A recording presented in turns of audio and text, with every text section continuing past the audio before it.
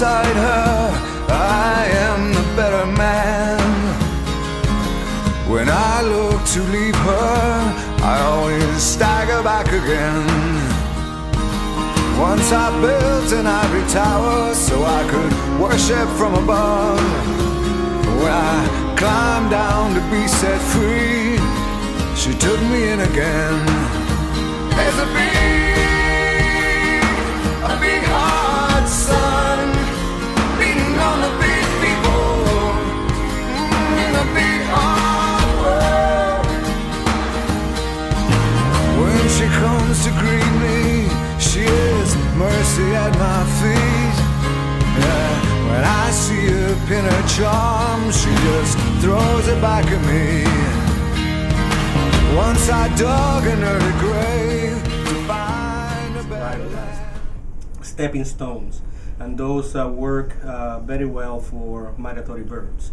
For example, they need stopover areas where they come and rest, they come and find food, get energy, so they can keep going north or keep going south, depending on the period of time that they are. Birds work on a lot of different scales. Yeah. You know, for the Canada geese, this is, you know, really kind of the southern terminus of their wintering range now. So they'll nest up in the Ungava Peninsula in Canada and come down here in winter. And then you have other birds like the neotropical migratory songbirds that breed far to the north, just pass through here over a 3 or 4 week window and then head far to the south.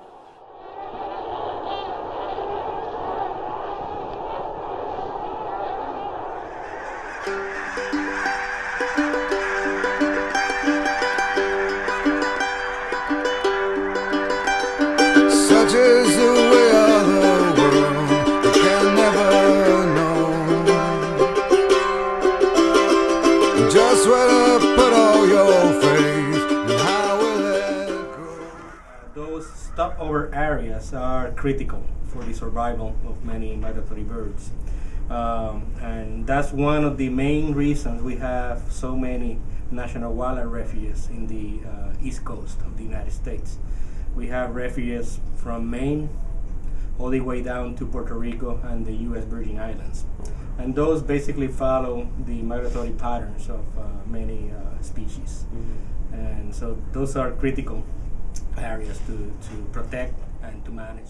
One of the neat things about Blackwater is it has, you know, large expanses of forested habitat, open water, emergent marsh. So it really provides habitat for a broad array of species in kind of a collection that you don't see very often on the landscape.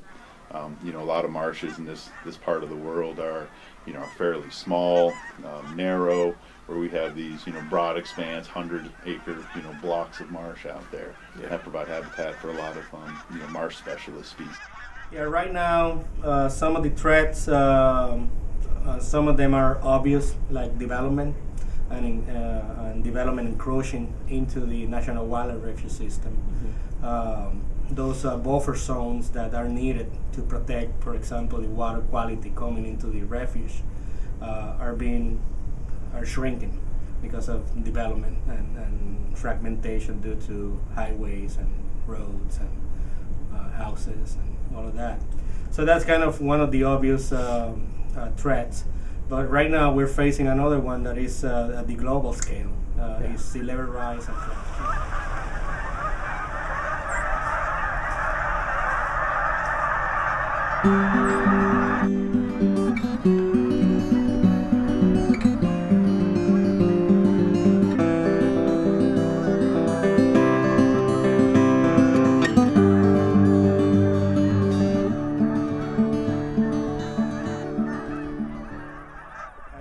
At the field level or at the National Wildlife Refuge level, one of the things that we are doing is trying to understand how the system is behaving and try to project how it will react and what it will be in the future.